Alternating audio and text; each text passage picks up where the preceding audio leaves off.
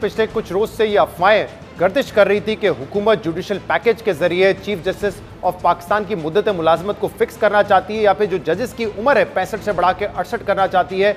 और ये भी कहा गया कि शायद कोई नया फॉर्मूला लाया जाएगा जिससे जो चीफ जस्टिस की तकर्री है उसके तरीक़ेकार को बदल दिया जाएगा। और इन अफवाहों में मजीद इजाफा उस वक्त हुआ जब 2 रोज पहले इमरान खान ने यह बात की कि हुकूमत इस किस्म का प्लान कर रही है। और फिर कल ये खबरें भी आना शुरू हुई कि हुकूमत ने नेशनल असेंबली और सेनेट का इजलास बुला लिया है और मुमकिन तौर पर 28 अगस्त को ज्वाइंट सेशन भी बुलाया जाएगा।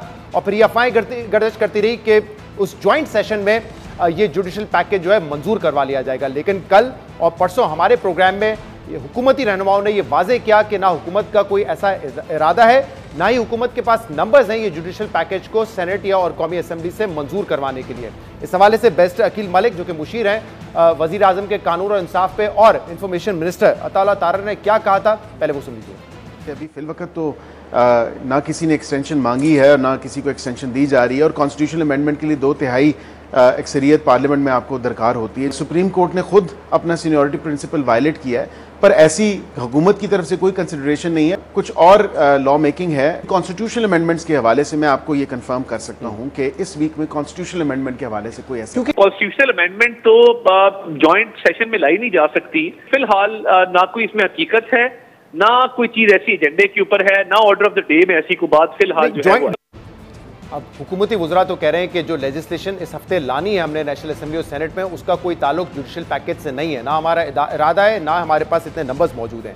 लेकिन अहम बात यह भी है कि सियासी जमातें भी इस पर बात कर रही हैं। 2 रोज़ पहले जो JUIF और पाकिस्तान तहरीक इंसाफ के दरमियान मुज़ाकरात हुए उसमें इस बात की डिस्कशन आई कि अगर ऐसी कोई अमेंडमेंट आती है तो उसके लिए फिर लाएमल क्या होगा। और फिर कल ये खबर भी सामने आई कि प्रेसिडेंट जरदारी साहब खुद मिलने गए मौलाना फजल रहमान साहब से और जराए ये बताते हैं कि वहाँ पे इस अमेंडमेंट के हवाले से बात हुई है, जिस पर मुबैना तौर पे या फिर जराए ये बताते हैं कि मौलाना फजल रहमान साहब ने फिलहाल कहा है कि हुकूमत की किसी अमेंडमेंट को सपोर्ट नहीं किया जाएगा। इस पूरे मामले पर हम बात करेंगे, पीपल्स पार्टी का मौक़िफ़ भी लेंगे, हसन मुर्तज़ा उसके लिए हमारे साथ हैं और इसके अलावा JUIF के रहनुमा कामरान मुर्तज़ा साहब भी हमारे साथ मौजूद हैं। आप दोनों का बहुत बहुत शुक्रिया वक्त देने के लिए। कामरान मुर्तज़ा साहब पहले आप फरमाइएगा, क्योंकि PTI और JUIF के दरमियान इस पर बात भी हुई थी अमेंडमेंट के हवाले से और आप लोगों ने एक कमेटी भी बनाई गई है जो कि लाएमल पे बात करेगी अगर ऐसी कोई अमेंडमेंट आती है। अब हुकूमत तो कह रही है कि हम कोई इरादा नहीं लगता ऐसी अमेंडमेंट लाने का, लेकिन फिर भी आपको लग रहा है कि हुकूमत आखिर वक्त पे कुछ करेगी और कोई ऐसी अमेंडमेंट आ सकती है? देखिए, अफवाहें इस हवाले से मौजूद हैं और अब अफवाह तो अफवाह होती है, दुरुस्त भी हो सकती है और गलत भी हो सकती है। और मेरा ख्याल है कि ये जानबूझ के फीलर छोड़ा गया है ताकि लोगों की इस हवाले से राय आ जाए। मगर अब तक वो 2-3 जो है ना इस मामले में 2-3 बातें की जा रही हैं, उसमें भी कोई सर्टेनिटी नहीं है। तो जब तक कोई चीज़ सामने ना आए उस वक्त तक कुछ नहीं कह सकते। कल का एजेंडा जो नेशनल असेंबली का है उसमें इस्लामाबाद में लोकल गवर्नमेंट के हवाले से तो कोई अमेंडमेंट उन्होंने शामिल की है, सिंपल लेजिस्लेशन है। सेनेट का इजलास तो मंगल को बुलाया गया है, तो अभी तक कोई ऐसी बात नहीं है कि जिसके ऊपर हम कह सकें कि कोई ऐसी काबिल एतराज़ बात है। कहा जा रहा है कि दिन हम पूरे करने के लिए जो है ना इजलास को बुलवा रहे हैं, अभी तक ऐसी बात भी नहीं है कि हम उनकी बात पे बिलीव क्यों ना करें। तो दोनों बातें हो सकती हैं मुमकिन तौर पे, मगर मुमकिन तौर पे नहीं भी हो सकती। लेकिन कानूनी तौर पे आपको लगता है ये अमेंडमेंट मुश्किल है? इतने नंबर्स तो इस वक्त हुकूमत के पास है नहीं, खासतौर पे जो रिजर्व सीट का फैसला सुप्रीम कोर्ट के बाद आया। तो फिर वजह क्या है कि इस हद तक क्या सराई बढ़ रही है कि सियासी जमातें भी सर जोड़ के बैठी हुई हैं? देखिए, मेरा ख्याल है कि वाटर टेस्टिंग है गवर्नमेंट के पार्ट पे, वो उनकी कुछ चाहते ज़रूर हैं, ऐसी उनकी ख्वाहिशात आप कह लीजिए, चाहते कह लीजिए ज़रूर हैं, मगर उनके पास नंबर भी पूरे नहीं हैं। तो वो वाटर टेस्टिंग कर रहे हैं और इस वाटर टेस्टिंग के हवाले से अभी इसको वाटर टेस्टिंग ही समझा जाए और इससे ज़्यादा कुछ भी नहीं। और कल जब जरदारी साहब की मुलाकात हुई सदर पाकिस्तान की, तो उस वक्त फजल रहमान साहब से इस अमेंडमेंट के हवाले से बात हुई, क्या सपोर्ट मांगी गई है इस पर? जी नहीं, बिल्कुल नहीं, बिल्कुल नहीं। ये एक समाजी मुलाकात आप समझ लीजिए। वो आए थे और बस इसको सिर्फ समाजी हवाले से लीजिए।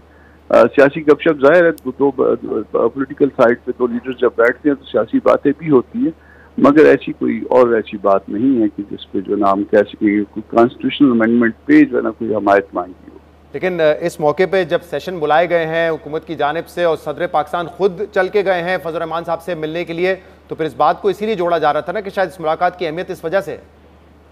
नहीं, मुलाकात वैसे जरदारी साहब आए हैं, चल के आए हैं, काइंड टू हिम कि वो सदर होते हुए भी आए हैं और पुराना ताल्लुक भी जो है मौलाना साहब का, जरदारी साहब का रहा है, अब भी है यकीनन। मगर कोई अमेंडमेंट्स की बात, कोई ऐसी हमारे अमेंडमेंट्स के हवाले से नहीं मानते। और कामरान साहब, पीटीआई से आप लोगों की क्या अंडरस्टैंडिंग है कि इस किस्म की अगर कोई अमेंडमेंट आती है कोई जुडिशियल पैकेज एक्सटेंशन के हवाले से, तो आप पीटीआई के साथ खड़े रहेंगे, यानी कि ऑपोजिशन के साथ खड़ी रहेगी जेयूआईएफ और अपोज करेगी इसको? क्योंकि आपके नंबर्स सेनेट में और कौमी असेंबली में अगर हुकूमत को तो उनके लिए काम थोड़ा आसान हो जाएगा। नंबर फिर भी उनके पूरे नहीं होंगे, लेकिन काम थोड़ा आसान हो जाएगा।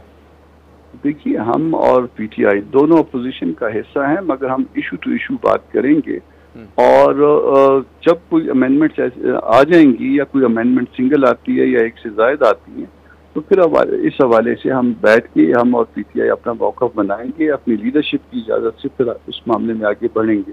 अब सिर्फ इस मफरूज़े की बुनियाद पे कोई अमेंडमेंट आएगी, उसमें क्या हो सकता है, क्या नहीं हो सकता, उसमें पहले जो है ना, मुमकिन है वो अच्छी अमेंडमेंट्स हो, मुमकिन है ख़राब अमेंडमेंट्स हो। अगर ख़राब हो, उसमें कॉन्स्टिट्यूशन का हुदिया बिगड़ रहा हो, तो हम उसको अपोज करेंगे। अगर कोई हुदिया बेहतर बनाने की बात है, फर्ज कर दीजिए कि सूबों की खुद मुख्तारी में इजाफा करना है, तो हम उसको सपोर्ट देंगे। सही, मतलब आप कह रहे हैं कि आपको लग रहा है कि अगर कोई कॉन्स्टिट्यूशन का हुलिया बेहतर हो सकता है तो आप सपोर्ट करेंगे, क्योंकि वैसे तो आप कहते हैं कि इस हुकूमत को मानते ही नहीं है। नहीं, हुकूमत को हम यकीनन नहीं मानते, मगर पार्लियामान में चूंकि हम बैठे हुए हैं, पार्लियामान का इस वक्त भी हिस्सा है, ना मानते हुए भी, अपनी रिजर्वेशन रखते हुए भी हम जो है पार्लियामान का हिस्सा है, मगर हम कोई सपोर्ट की इस वक्त बात नहीं कर रहे, मगर हम खामखा अपोज करने की भी बात नहीं कर रहे। सही है। हम देखेंगे कि क्या चीज आती है, फिर उसके साथ जो है ना पीटीआई के साथ मिल के बात करके हम आपस में दोनों आपस में